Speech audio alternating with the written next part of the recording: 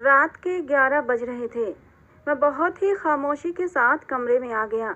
मैंने side table से popcorn का पैकेट निकाला और फिर अपना लैपटॉप ऑन किया और आधा लेट कर लैपटॉप अपनी गोद में रख लिया और आने वाले पलों को देखने के लिए अब मैं पूरी तरह तैयार था। ये पल मेरे बड़े भाई की सुहागरात के पल थे, जिन्हें मैं देखने के लिए बेताब था और इन पलों की वीडियो रिकॉर्ड करने के लिए भी तैयार था। सब कुछ ठीक ठाक चल रहा था। भाई कमरे में दाखिल हुआ और दुल्हन बनी अपनी पत्नी के बराबर में बैठ गया कि अचानक ही मैंने लैपटॉप पर भाभी को भाई के साथ एक ऐसी ही हरकत करते हुए देखा कि मैं सब छोड़ छाड़ कर भाई और भाभी के कमरे की तरफ भागा था। वैसे तो सब कुछ ठीक ठाक था, पूरे घर वाले खुश थे क्योंकि मेरे बड़े भाई की शादी थी, लेकिन इस घर में कोई खुश नहीं था तो वो मैं था। मैं अपनी परेशानी को छुपाने की बहुत कोशिश कर रहा था, लेकिन मेरी तबीयत में खुद ब खुद चिड़चिड़ापन आ गया था और मैं बिना वजह ही चीज़ों की तोड़फोड़ करने लगा। लेकिन मेरी इस तोड़फोड़ का भी कोई फ़ायदा नहीं हुआ। बेकार में ही मेरा कमरा ख़राब हो रहा था और बाहर तक तो मेरी आवाज़ भी नहीं जा रही थी, क्योंकि बाहर तो बहुत हंगामा था। मेरे बड़े भाई की शादी को लेकर पूरा ख़ानदान इकट्ठा था। काफ़ी दिनों से हमारे घर में किसी का भी मुझ पर ध्यान नहीं था। सबका ध्यान मेरे बड़े भाई पर था और पूरे घर में उन्हीं की बात मानी जा रही थी। मेरी भाभी से मुझे शुरू से ही नफरत हो रही थी। ये नफरत थी क्यों थी, हालांकि नहीं होनी चाहिए थी, क्योंकि मेरी भाभी पायल, वो तो मेरी मोहब्बत हुआ करती थी और फिर अचानक ही वो मोहब्बत नफरत में बदल गई थी। वो मेरा सगा भाई था, लेकिन फिर भी वो मुझे अच्छा नहीं लगता था। अपनी पर्सनालिटी की वजह से इस घर में मेरे बड़े भाई की सुनी जाती थी। वो बहुत ही मेहनती, सभ्य, संस्कारी बेटा था, जिसकी हर माँ बाप को चाहत होती है। और मेरी बदनसीबी ये थी कि मैं इस कसौटी पर खरा नहीं उतरा था। मैं आवारा टाइप का था, काम में जी नहीं लगाता था और ना ही पढ़ाई में जी लगाता था। मम्मी पापा कुछ कहते तो मैं मम्मी पापा के सामने तनकर खड़ा हो जाता। उल्टा मेरा भाई मम्मी पापा की हर बात मानता। अच्छी नौकरी से लगा हुआ था, इसीलिए शायद सब घर वाले उसी की बात ज़्यादा मानते थे। जो वो बोलता था इस घर में वही होता था। मेरे बड़े भाई का हुक्म आखिरी हुक्म होता था और हम सब घर वालों को उसके हुक्म को मानना ही पड़ता था। अगर कहा जाए कि माँ बाप को अपनी औलाद में सबसे ज़्यादा मेरे बड़े भाई से मोहब्बत थी तो ये कहना गलत नहीं होगा। हालांकि छोटा बेटा ज़्यादा लाडला होता है, ऐसा मैंने सुना था, लेकिन यहाँ तो गंगा ही उल्टी बह रही थी। शुरू से ही बड़े भाई को अहमियत दी जाती थी, लेकिन आज उनकी शादी की वजह से कुछ ज़्यादा ही अहमियत उन्हें मिल रही थी और ये सब कुछ मुझसे सह नहीं हो रहा था। उन्हें सिर्फ अहमियत ही नहीं मिल रही थी, बल्कि उन्हें मेरी बचपन की मोहब्बत भी मिल रही थी, जिसे मैंने बचपन से बेहद चाहा था। उसका नाम पायल था। पायल मुझे शुरू से ही पसंद थी। पायल का घर हमारे घर के बराबर ही बना हुआ था। मैं और भाई और पायल, हम तीनों बचपन से ही एक साथ खेलकर बड़े हुए हैं। पायल की दोस्ती बचपन से ही भाई के साथ ज़्यादा थी। वो भाई के साथ ज़्यादा रहती और उसी की बात मानती थी। लेकिन मैं पायल को पसंद करने लगा था, लेकिन वो मुझे भाव नहीं देती थी। भाई की तरह पायल भी बहुत ही तेज थी, पढ़ने में भी और हर काम में भी। और बड़े होकर मेरी पसंद कब मोहब्बत में बदल गई थी और मोहब्बत ने कब इश्क की सूरत ले ली, मुझे पता ही नहीं चला। जब मोहब्बत इश्क बन जाए तो इंसान अपने बस में नहीं रहता, और अगर कोई उससे उसका ये इश्क छीन ले तो इंसान पागल हो जाता है। मैं भी तो पागल ही होता जा रहा था। पिछले महीने बहुत ही खुशगवार सा दिन था और मेरे घर में कहीं जाने की जोर शोर से तैयारियां चल रही थीं। मेरी माँ बहुत अच्छे से तैयार होकर कहीं जाने को खड़ी थी। मैंने उनसे कहा, माँ आप कहाँ जा रही हैं? तो उन्होंने कहा कि मैं पायल का हाथ अपने बेटे के लिए मांगने जा रही हूँ। ये बात उन्होंने मेरे गाल पर अपने हाथ से प्यार करते हुए कहा था।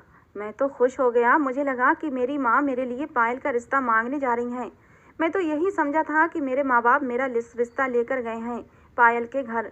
लेकिन मेरे सर पर धमाका तब हुआ जब मुझे मालूम हुआ कि पायल से मेरा नहीं बल्कि मेरे भाई का रिश्ता तय हुआ है। तो मैं फौरन अपनी माँ के पास गया। मैंने उनसे कहा, आपने ये क्या कर दिया? पायल से मैं मोहब्बत करता हूँ और आपने मेरी मोहब्बत को मेरी भाई की झोली में डाल दिया। मैं तो समझा था आप मेरे रिश्ते की बात करने जा रही हैं। मेरी बात सुनकर मेरी माँ का एक जोरदार तमाचा मेरे मुंह पर पड़ा था। मुझे बिल्कुल भी इस बात की उम्मीद नहीं थी। मेरी माँ ने कहा, शर्म करो, वो तुम्हारे भाई की मोहब्बत है, तुम्हारे भाई ने उसे पसंद किया है। वो दोनों ही एक दूसरे को बचपन से पसंद करते हैं और इस शादी में दोनों तरफ की मर्जी शामिल है, पायल की भी और तुम्हारे भाई की भी। पायल भी तुम्हारे भाई से मोहब्बत करती है और तुम्हारे भाई ने भी पायल से मोहब्बत की है। दोनों की मोहब्बत के बीच में अपनी टांग मत अड़ाओ। जिस तरह बचपन से तुम उसकी पसंद की चीज़ों पर हक जताते चले आ रहे हो, लेकिन ये बात पूरी जिंदगी की है। पहले तो मैं तुम्हारा बचपना समझकर उसकी सारी चीज़ें तुम्हें दे दिया करती थी और मेरा बड़ा बेटा उफ तक नहीं करता था, लेकिन इस बार मैं ऐसा नहीं करूँगी। वो उसकी मोहब्बत है और मैं जानती हूँ कि वो उसके बिना जिंदा नहीं रह सकता, क्योंकि मैंने पायल के लिए उसकी आंखों में सच्ची मोहब्बत देखी है। और अब वो तुम्हारी भाभी बनने जा रही है और तुम उसके लिए इस तरह के बेहुदा शब्द इस्तेमाल कर रहे हो। तुम्हें सोचना भी नहीं चाहिए पायल के बारे में अब, क्योंकि वो तुम्हारी भाभी बनने वाली है, इसलिए सम्मान के साथ उसे भाभी कहो। ये मेरी माँ की तरफ से पड़ा हुआ थप्पड़ नहीं था, ये थप्पड़ तो जैसे किस्मत ने मुझे मारा था। और इस थप्पड़ के पड़ने के बाद मैं बहुत ही ज़्यादा गुस्से में आ गया था। मुझे कुछ भी समझ नहीं आ रहा था कि मैं क्या करूं। मैं कुछ दिन के लिए घर छोड़कर चला गया, लेकिन किसी को भी मेरे जाने से कोई फ़र्क ही नहीं पड़ा। मेरे माँ बाप मुझसे नाराज़ थे और अभी तो बड़े भाई को भी मालूम नहीं था कि मैं किस बात पर नाराज़ हूँ। कुछ दिन सड़कों की खाक छानने के बाद मजबूरन मैं घर वापस आ गया, क्योंकि मेरे पास रहने के लिए ठिकाना ही नहीं था और मुझे तो अपने कमरे के बगैर नींद भी नहीं आती थी। लेकिन अफसोस तो इस बात का था कि किसी को भी मेरी चिंता ही नहीं थी। हर कोई भाई की खुशी मनाने में बिजी था और पूरा घर ऐसे सज चुका था जैसे शादी वाले घर होते हैं। और ये सब देखकर तो मैं जैसे अंगारों पर लौट रहा था। और फिर मैंने फैसला कर लिया कि मेरे भाई की शादी को बर्बाद करके रहूँगा। पहले तो ये शादी होने ही नहीं दूंगा, और अगर ये शादी किसी तरह हो भी गई तो इसे कामयाब नहीं होने दूंगा। अगर पायल मुझे नहीं मिल सकती तो फिर किसी को भी नहीं मिलेगी। मुझे अपने भाई से नफरत महसूस हो रही थी। हालांकि मेरे भाई ने हमेशा मुझसे मोहब्बत की थी, लेकिन फिर भी मेरे दिल में उसके लिए कभी मोहब्बत पैदा नहीं हो सकी थी। और वजह शायद यही थी कि वो अपनी काबिलियत की वजह से सब घर वालों के दिलों पर राज करता था और उसके उलट सब घर वाले मुझे इग्नोर करते थे। भाई तो मुझसे इतना प्यार करता था कि मैं उसे कोई भी चीज़ मांगता तो वो फौरन मुझे दे देता था, लेकिन अब उसे खुश नहीं रहने देना चाहता था। इसी मकसद के लिए मैंने पायल को फ़ोन किया और उससे मुलाकात के लिए कहा, तो उसने कहा कि वो मुझसे मिलना नहीं चाहती। मैंने उसे कहा, मैं तुमसे मोहब्बत करता हूँ और तुमसे शादी करना चाहता हूँ, तो मेरे भाई से शादी करने से मना कर दो।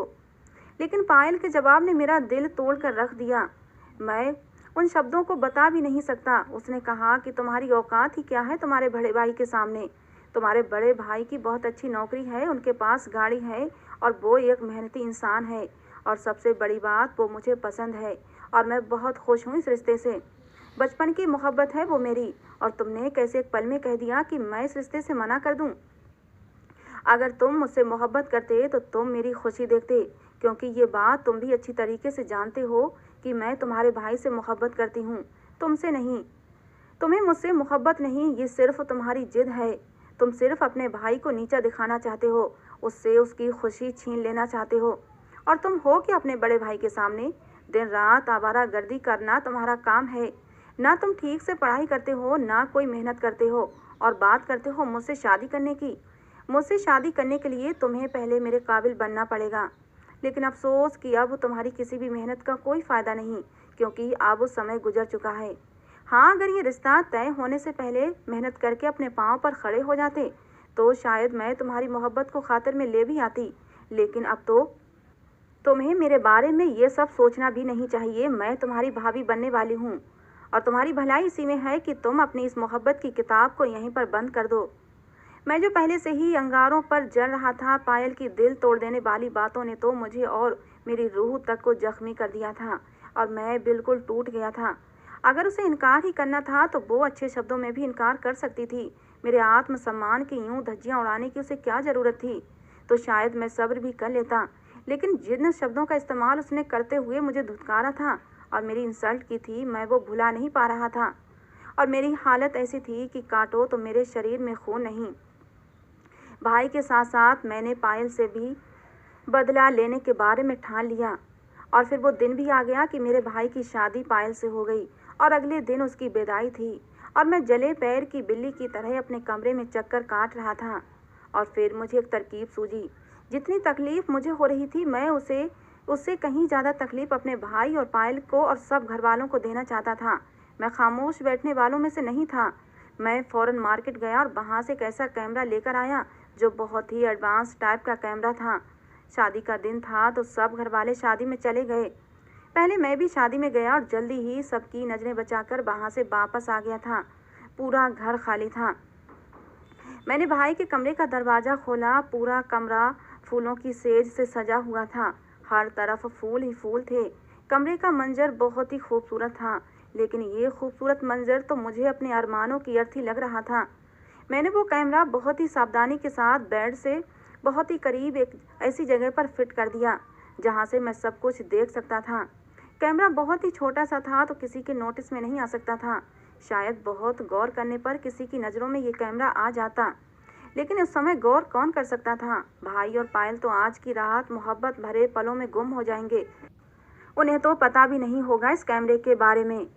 उस कैमरे को ब्लूटूथ के जरिए मैंने अपने लैपटॉप से कनेक्ट कर दिया। अपना ये कारनामा कर देने के बाद मैं दोबारा से शादी हॉल में गया जहाँ पर रौनक लगी हुई थी। मैं रौनक देखने हरगिज नहीं गया था।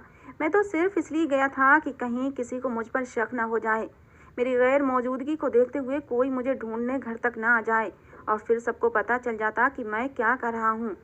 ये सब करके मुझे थोड़ा सा सुकून आ गया था। थोड़ी देर पहले जो मैं इस महफिल में बौलाया बौलाया फिर रहा था, अब मेरे अंदर थोड़ा सुकून भर गया था और मुझे थोड़ी बहुत खुशी महसूस हो रही थी कि इन दोनों का मजाक ख़राब करने के लिए मेरे पास अब कोई कारनामा तो मौजूद है, जिसे करते हुए मैं आगे की ज़िंदगी में पायल को ब्लैकमेल भी कर सकता हूँ। मैंने सोचा था कि शादी की रात के ये वीडियो पायल को दिखाकर उसे दिमागी तौर पर परेशान कर दूंगा और फिर मैं उसको ब्लैकमेल करूंगा कि वो मुझसे शारीरिक संबंध बनाए, वरना मैं उसकी वीडियो इंटरनेट पर वायरल कर दूंगा। ना जाने मेरे दिमाग में ये शैतानी ख्याल कहाँ से आ गए थे। ना तो मेरी परवरिश ऐसी थी और ना ही मेरा ख़ानदान ऐसा था, लेकिन फिर भी शायद ये आजकल की बेहुदा अंग्रेज़ी मूवीज़ देखने का असर होगा या फिर सोशल मीडिया के बेहुदा सीन देखने का असर था जिसने नस्लों को बर्बाद करने का बेड़ा उठाया हुआ था। और इन चीज़ों को देख देख कर मुझे ये चीज़ बिल्कुल नॉर्मल लगने लगी थी। ये सब करते हुए मुझे कोई भी शर्मिंदगी महसूस नहीं हो रही थी। स्टेज पर दूल्हा दुल्हन के रूप में बैठे हुए अपने भाई और उसके साथ बैठी अपनी मोहब्बत को देखकर तो मेरी हालत ख़राब होने लगी थी। मुझसे बर्दाश्त नहीं हो रहा था। दोनों के चेहरों पर अपनी अपनी मोहब्बत पा लेने का नशा छाया हुआ था। खुशी से चमकते दोनों के चेहरे आंखों ही आंखों में जैसे एक दूसरे से वादा कर रहे थे कि हम एक दूसरे का साथ जिंदगी भर निभाएंगे। लेकिन जो भी था, मैंने उनकी खुशियों को बर्बाद करने का फैसला कर लिया था। शादी ख़त्म हो चुकी थी और विदाई का समय भी आ गया, तो मैं सबसे पहले घर की तरफ बढ़ा था। घर पर मैंने फूलों से भाई और भाभी का स्वागत करने के लिए सारा रास्ता सजाया हुआ था।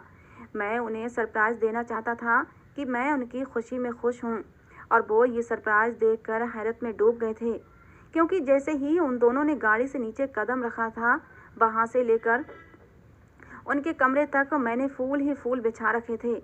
मैंने उनसे कहा कि मैं उनकी खुशी में खुश हूँ और मैंने अपना दिल साफ कर लिया है।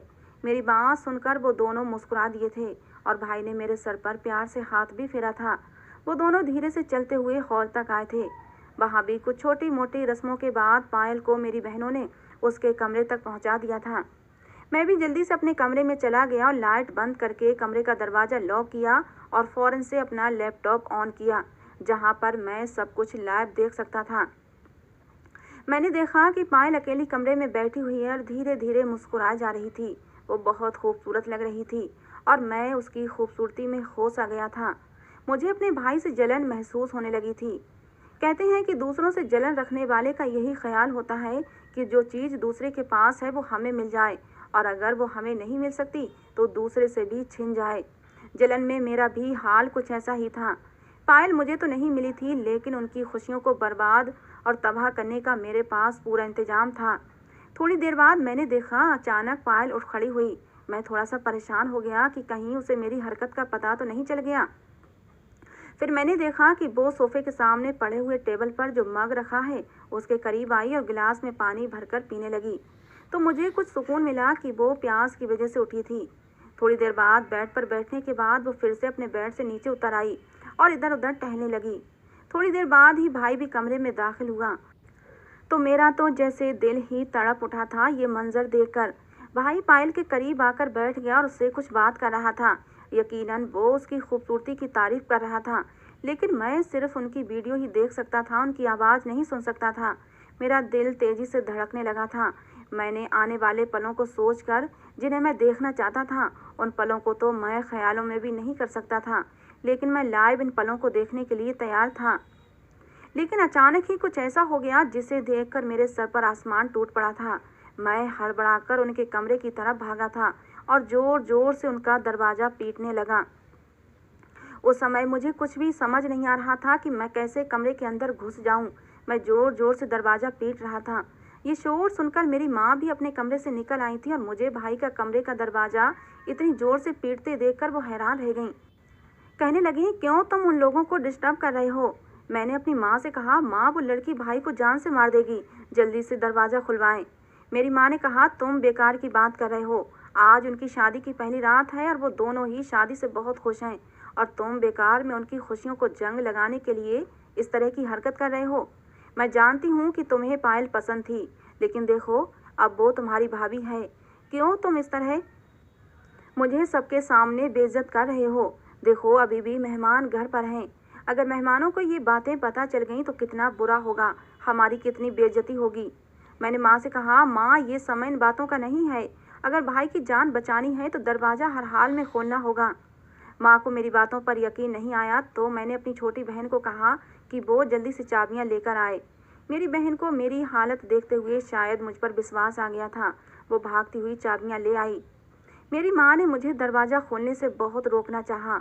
मैंने कहा, माँ अगर वो लोग अंदर खुश हैं तो अब तक दरवाज़ा खोल देते, लेकिन इतनी देर से दरवाज़ा बजाने पर जब दरवाज़ा नहीं खुला तो इसका साफ मतलब है कि मैं सच बोल रहा हूँ। अंदर भाई की जान को खतरा है।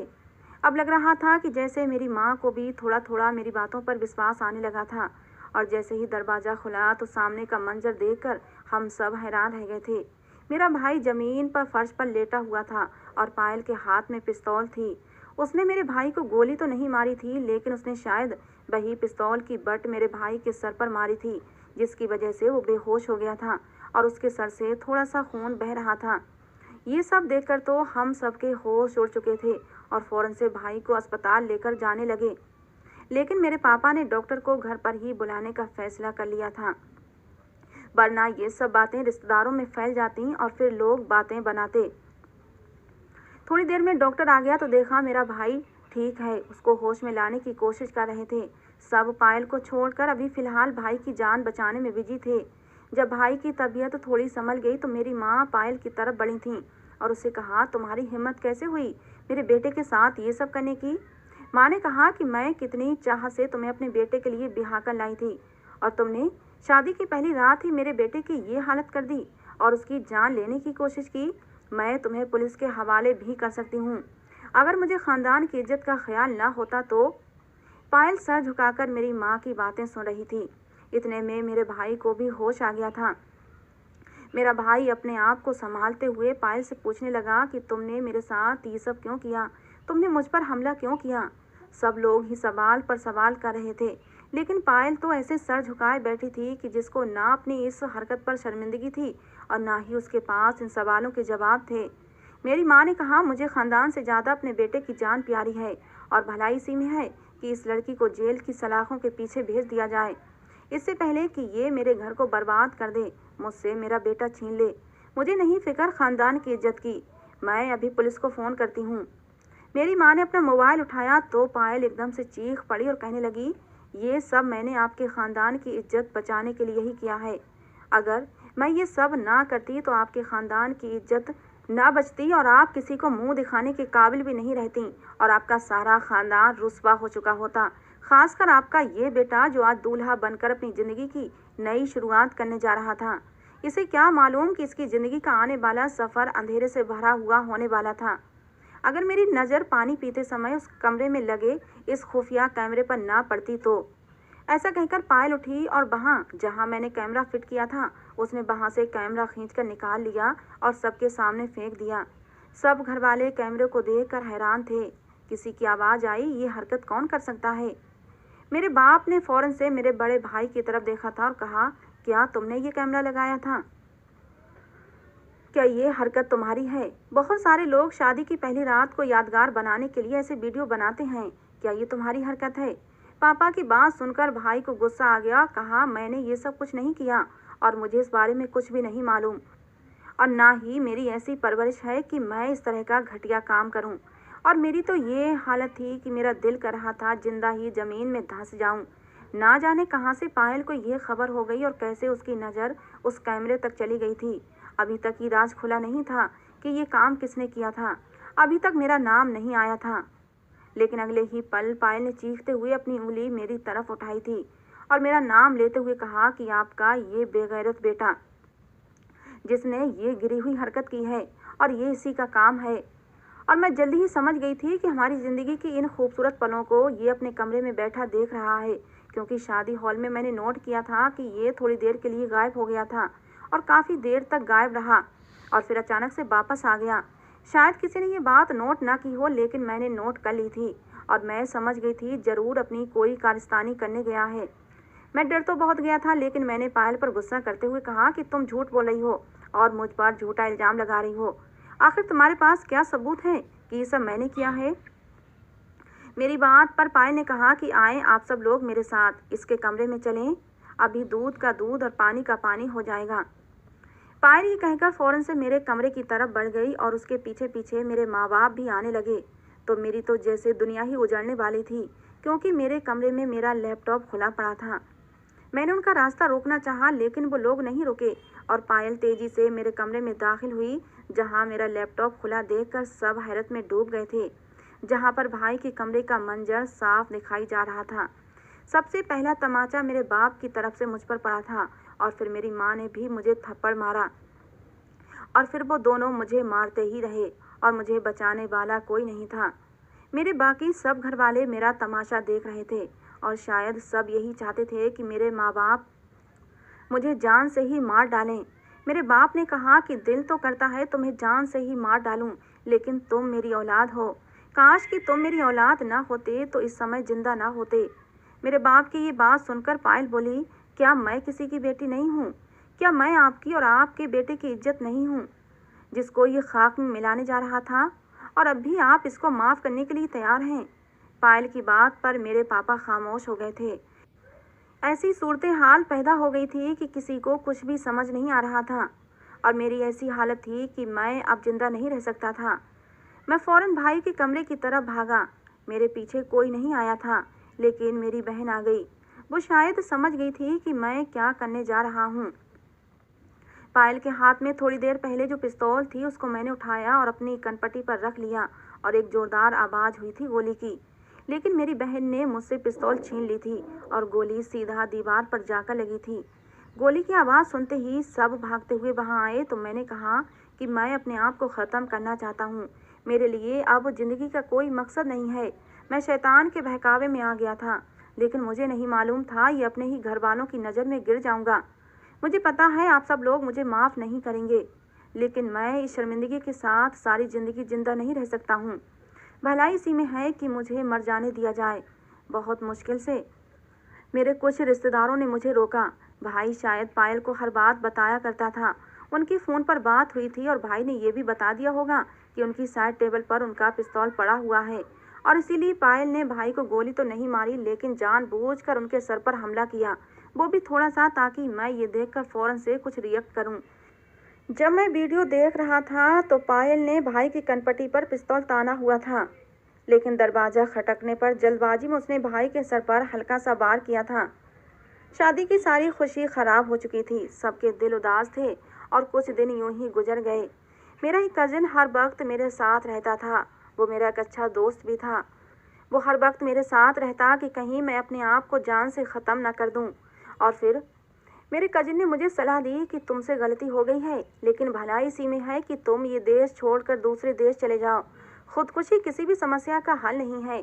जो पाप तुमने किया है उसके लिए तो शायद माफ़ी मांगने पर माफ़ी मिल भी जाए, लेकिन खुदकुशी की तो कोई माफ़ी नहीं है। तुमने अगर खुदकुशी कर ली तो तुम्हारे माँ बाप का क्या होगा? तुमने जो गलती की है उस गलती की माफ़ी भगवान से भी मांगो और अपने माँ बाप से भी मांगो। धीरे धीरे सब कुछ नॉर्मल हो जाएगा। समय बहुत बड़ा मरहम है, वो हर घाव को भर देता है। अपने दोस्त की बात को मानकर मैं अमेरिका चला आया और आज इस हादसे को 2 साल गुजर चुके हैं और ये 2 साल मैं अमेरिका में ही रह रहा हूँ और मेरा घर वालों से मेरा कोई भी कांटेक्ट नहीं है और मैं किसी के साथ कोई कांटेक्ट रखना भी नहीं चाहता, क्योंकि मेरा कांटेक्ट सिर्फ और सिर्फ मेरे भगवान से है। मैं इन 2 सालों से लगातार अपने भगवान से अपने गुनाह की माफ़ी मांगता रहा हूँ और मैं उम्मीद से हूँ कि वो मुझे ज़रूर माफ़ कर देगा। मैं अपने घर वालों से और पायल से माफ़ी नहीं मांग सकता, इसलिए जिससे माफ़ी मांग सकता हूँ उसी से माफ़ी मांग रहा हूँ। मुझ में हिम्मत ही नहीं है अपने घर वालों का सामना करने की, लेकिन मुझे उम्मीद है कि मेरे लिए, मेरे दिल को सुकून के लिए मेरा भगवान मुझे ज़रूर माफ़ करेगा। तो दोस्तों, ये थी आज की हमारी कहानी। आपको कैसी लगी ज़रूर बताना। पसंद आई हो तो प्लीज़ एक लाइक और एक प्यारा सा कमेंट ज़रूर कर दिया करो, जिससे कि हमें पता चले कि आपको हमारी कहानी पसंद आती है या नहीं। कहानी को अंत तक सुनने के लिए आप लोगों का बहुत बहुत धन्यवाद दोस्तों। मिलते हैं अगली किसी नई कहानी के साथ।